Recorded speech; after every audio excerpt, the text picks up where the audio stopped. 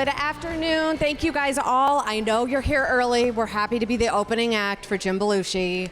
So thank you for sitting through and coming in to get your seats early. I'm Amy Larson. I'm the head of marketing for RX Green Technologies. And I am thrilled to welcome my fellow panelists here today as we chat about some of the best tips and strategies for building a successful cultivation facility. So I'm going to kick it off with Darren to my right and let the panelists go down the line and introduce themselves. Good afternoon, everyone. Hope everyone had a great show. My name is Darren Lampert. I'm the CEO of Grow Generation, GRWG. We are NASDAQ listed. We are the largest chain of hydroponic stores in the country right now, with 31 stores in 15 states. We also have an incredible commercial team at GrowGen that services the largest MSOs and single state operators. Our 31 stores, private label division that's doing about 26% of our sales right now. And again, we're a friend to the industry, and I believe that we're value add. Thanks. Hi, everybody. Jason Nelson, CEO of Avail Ag. First, hey, congrats to Benzinga. Thank you all for joining us. Likewise, my brain trust in the panels here. 13 years of commercial cannabis experience, starting back in Denver, the original adult use market transition, 6 years with an MSO here in Chicago, and then a year and a half with a vertical as CEO in Missouri, and now joining Avail Ag, where we do both capital sourcing, lending, and operational support. So it's great to be here. Want to thank Jason for calling us a brain trust. It's much appreciated. Yes, sir. Eric Kaufman, COO of Funcana. Funcana is, I think, the largest leading short-term debt provider to the cannabis industry. Approved over $300 million across around 3,200 applicants. Recently launched a product called ReadyPaid, which is an instant approval tool to help AR and OEMs get paid on time, and then finance the purchase on behalf of the buyer. So looking forward to a great discussion today. Hi, I'm David Fettner, Managing Partner of Grow America. We are actually based here in Chicago, and we are one of the only national design build consulting firms. We only work strictly in the cannabis industry. Formed in about 2017. Since then, we've been in about 16 states, built over 80 dispensaries, probably close to 30 grows, manufacturing. So it's great to be at another Benzinga event, and I'm looking forward to the panel. Thank you. Awesome. Thanks, guys. So as we sat down, clearly we have, as Jason said, this brain trust of people, servicing the industry, operations, cultivation, design, build facilities. As we started to pull together what from this group has seen, what we've experienced in terms of what's going to make your commercial cultivation facility successful, we realize that there's a lot of just tips and insights some people take for granted. There's also a lot of secrets that I think people overlook when they get very excited to get into the industry. So the first topic, or excuse me, the first tip that we wanted to share with you all is really just get back to basics and be realistic with what your plan is and what your goal is to get into the industry. So between being realistic and being willing to learn from other people, their mistakes and their successes. And actually, David, I'd like to hand it over to you to start to address some of that conversation. Yeah, I mean, being realistic, I think, is key. When we're designing a facility, we ask, well, what's your, how much canopy can you do? Just because you have a license to do, 50,000 or 100,000 square feet of canopy, that doesn't mean that's what you should go with right off the bat, right? So, we try to future-proof the building, we try to phase it out. We'll design it, right, so your infrastructure can handle that eventually, but on day one, we like to see, start like a little bit small, 5,000, 10,000, and grow into it, because, the expectation, just because the license allows you to do a certain amount of canopy, that's probably the wrong way to go to max it out day one. Darren, was there ideas you wanted to add to that? I think there's a lot of different ideas, but one is certainly being realistic and understanding the industry. And the nice part about Benzinga and a lot of these different shows is you come here to learn. You learn from people that have done it before. Without that, you're not going to get to where you want to go. As everyone probably knows, cannabis right now is probably one of the most difficult industries in the country. Between regulation, the fluctuation of price per pound, and just the rules and regulations within the industry, that you got to be razor sharp to make money. And it's not like the old days. The industry is maturing. And you're going against groups that are just well capitalized, that understand the industry, and it's something when you wake up in the morning and decide you want to switch careers, you got to take a hard look at yourself and really where you're going to get to the end goal. And there's going to be a lot of twists and turns in this industry. It's still really on the regulatory front. You're in the first inning of a long game right now. And I think, this is probably my 11th year in this industry, building GrowGen from a startup to almost a $500 million company in 2021. And it certainly was not easy. But I learned a lot. We have a young staff that understands the industry. And I still do believe the only way that you'll be successful in this industry is merging the culture, taking businessmen with really brilliant young men and women that understand the industry and learning from them and also teaching, and just merging cultures and keeping it family oriented. And you'll get to where you want to go. I think that's a really good point, Darren, and I think the one thing that I would add to that is really making sure that you immerse yourself in this industry. And that may sound basic, but for people who have not lived in, worked in this market, this industry, have lived in states that have had, legal markets, it's still very much an industry of who you know and who you trust and who the good actors are. And so between really immersing yourself in the market, in the industry, but then also kind of checking your ego at the door. None of us are experts in every single thing. So being willing to learn and learn from people outside of the industry, people inside of the industry, and really taking that to heart. And with a little bit of that realistic, like we're gonna have, I know what I wanna achieve, I know where I wanna go, I know what I still need to learn. The second biggest tip that we have for everyone is really to make sure that you have a business plan in place that makes sense, and this plan that can serve as your guideline.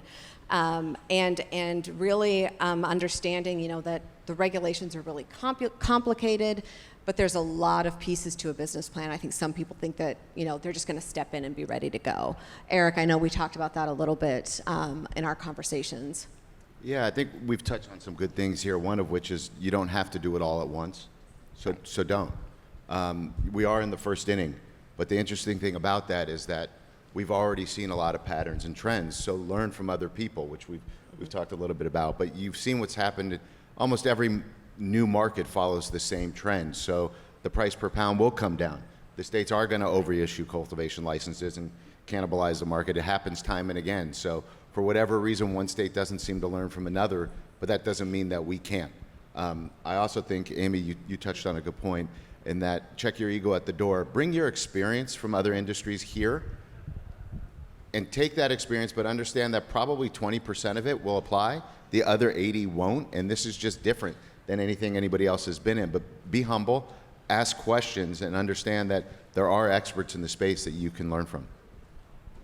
And Eric, I'm actually going to kind of leave it with you for a second. One of the things that we talked about was, our third tip for success, which is to make sure you secure your financing up front, and the importance of that as you go into building out your cultivation facility. Yeah, obviously that's critical because you have to be able to build it out, and then you need runway, right? You can't just get the place built and then hope it will come. You need the capacity to be able to have runway to generate revenue. It's not the early days where the money is as loose as it once was. We were talking about that backstage a little bit. So it's hard out there, and you do need a business plan, and you need to show that you have the capacity to execute. And then how, once you've secured that funding, making sure that you are prioritizing your spending, right? Because Jason, as you know, as an operator, once you've got the facility built out, that's just the beginning. No, 100%. And yeah, I think in the general sense of, an optimization topic, that it's a great element of understanding, listen, you're going to have subject matter expertise that good at growing plants, good at extracting, good making a finished good. A lot of times that out of industry experience from CPG, from someone who understands continuous improvement processes, the cultural competency to marry both of those successfully, to empower both of those stakeholders, to understand your facility layout, for example, of a centralized receiving and storage site so that nobody has to to walk 2 football fields to get to the packaging or the media, production, flow from seed to sale to harvest, drying, packaging, distribution out the back door. You know, there's certainly, to your point, Eric, there's enough expertise out there that can at least give you those guidelines. And hey, if you're stuck in a legacy facility, some of that stuff's married for you already. If you're a new build, well, obviously you've got some more options, but it's definitely key. You know, it's all in the details. I mean, one thing that we're seeing a lot on our side is a lot of people are waiting for rescheduling and thinking once 280E is eradicated, they're going to be flush. And the thing that I would caution is if you don't run a good disciplined business today, just because you get an immediate boom from the eradication of 280E, doesn't mean you're going to run a good business tomorrow. So it's really imperative that you run a tight ship now, because those habits are going to carry over irrespective of the legislative landscape.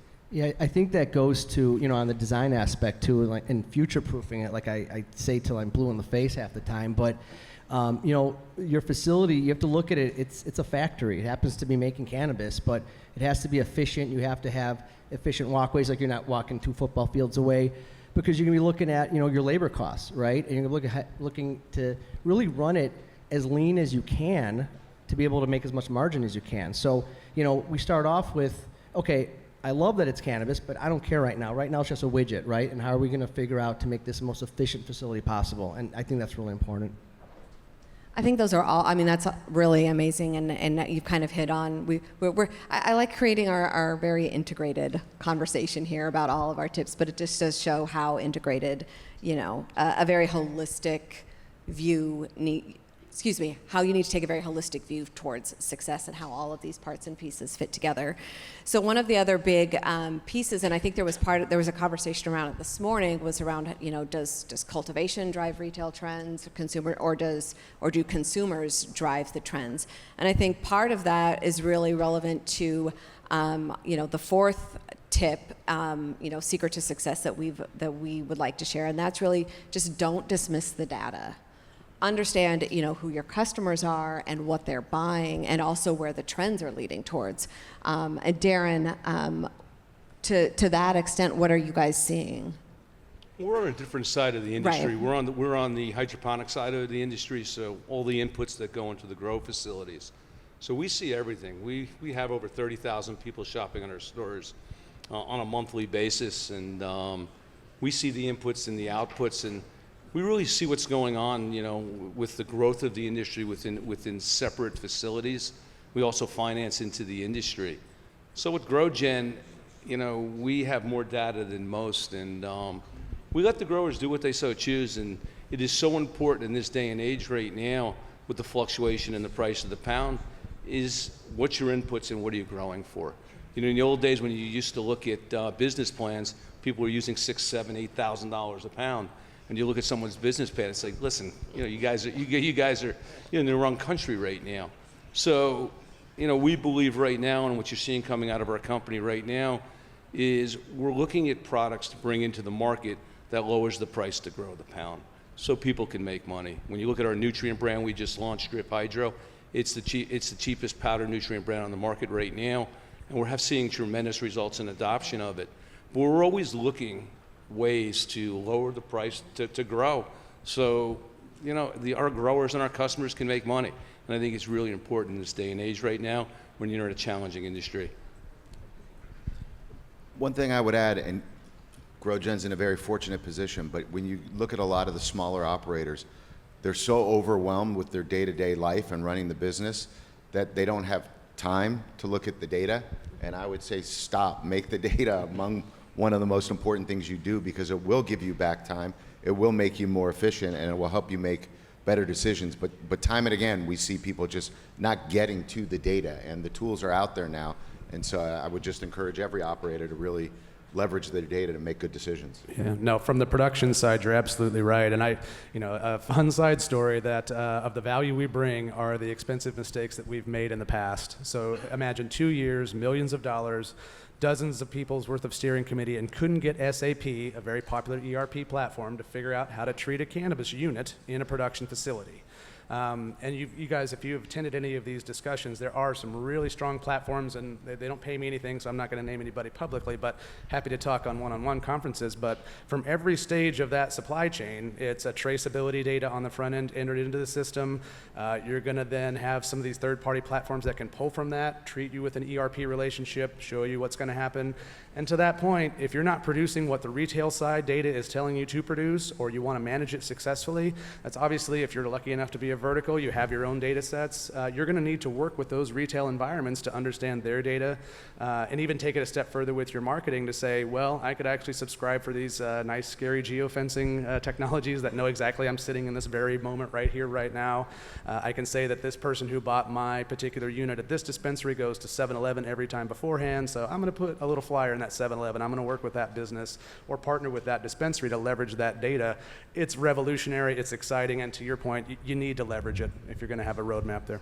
Yeah, and without kind of killing that conversation from a marketing perspective, understanding not only what the retailers are demanding, but then what the consumers are demanding. And so then, as you are building out this facility in a way that is flexible and helps maximize their operational efficiency, making sure that you're also building it in a way that you can be responsive and as agile as possible in order to respond to those consumer trends and make sure that you're selling as much as you can of what you're growing.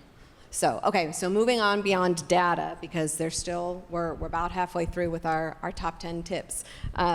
But one of the things, and David, you kind of hit on this initially in one of the other topics, but is really to build out and to expand as you grow. These markets, as everybody knows, everybody who's been in it, we have this green rush, and everybody, we're flooding the market with products, and then prices come down, and then competition comes in. So, I mean, we've seen it, right? We walked through a big, brand new, beautiful, 75,000 square foot facility that's completely fitted out, and it's empty, right? It's just a ghost town because they built everything out at once, and they didn't accommodate what the market was and actually what their operations costs were going to be. We see that all the time. How much is it going to cost to build this? We'll give them the number. Okay, great, and we'll stop. Say, wait, but you need to also know how much it's going to cost to operate this, right? Because it doesn't end when we give you the keys. And so, again, you have to get the infrastructure in. You have to kind of get, the things that'll create a mess later on down the line. So you want to get those out of the way. But after that, you can always expand, right? You kind of create it and build it so that, okay, guess what? The market, there's more demand. We're going to turn on 2 more rooms. We're going to turn on 3 more rooms. Before you know it, you'll have the whole place up and running. But those operations costs are huge, and you really take that into account to make sure it's successful. Otherwise, it goes down real quick. And the only other point I would kind of add to that before kicking it to one of our other panelists is that it's really important as you're building out your grow and scaling is to really make sure that you're working with vendors who treat you as a partner, who understand your needs, who understand your operations, and do what they can to help you minimize your COGS and maximize that operational efficiency. So bringing that mindset to them and to your partnership, not someone who's just going to be selling to you. Amy, you touched on something I'd like to expand on, and that is the partnership. We were talking a bit backstage that this industry is still well, hello, Jim. Keep going. All right, so thank you. Come on. Not intimidating at all. How you doing? Still sucks. Go ahead. Contrary, He's I'm on. very bullish. But what I would tell you is that in every state it gets hard, and your relationships matter. Be a good steward, because at some point we're working with each other, and you need to have strong relationships. They're not just a vendor that's selling to you. We're all in this together, and I think if you treat people right when things get tough, it's going to be better than if you haven't. Do you have any marriage advice or relationship? Same thing? She's right. Different? She's right. Right. Okay. No, I'm staying quiet. That's why I learned to stay quiet. That's why I didn't say it. She was right. She was right. Yes. All right, you guys, if you had asked me 12 years ago if I thought I was going to be working in cannabis, I would have told you were high. If you would have asked me if Jim Belushi was going to Panel bomb. bomb my panel, I really would have told you were high. So first for all of us. Your panel is 10 minutes late. That's not my fault, Jim. No, I got to get on an airplane. Okay, then we'll wrap it up. I know, but these guys are speaking gold. I don't want to miss a word. you're Okay, saying. we are here for you. Gold! We're speaking green, and we are here for you. Wrap it up. And I hope you enjoyed the panel, everybody. It was great. We And, are going to bow out. We got a great keynote for you coming up next. I think we're getting overruled. I think that, I think Mr. Belushi is going to take the stage from us here, and It's I'm time not for sure Soul any Man. of us are going to argue with him. Are you Thank gonna, you. Wow, what a great panel. all right. I think we're getting overruled. All We right. gotta go. Yeah, that's all right. We are all good.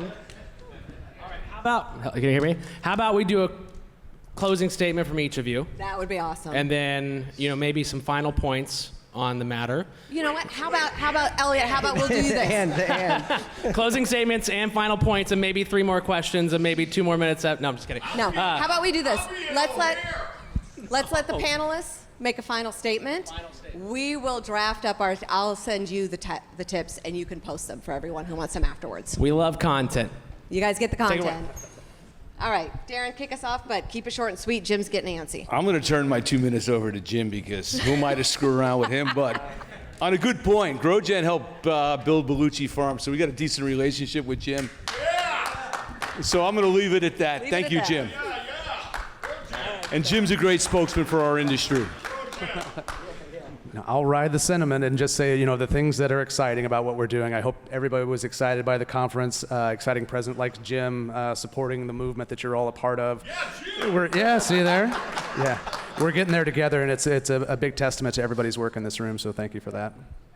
I think Jim's participating in the product right now, and More Jim.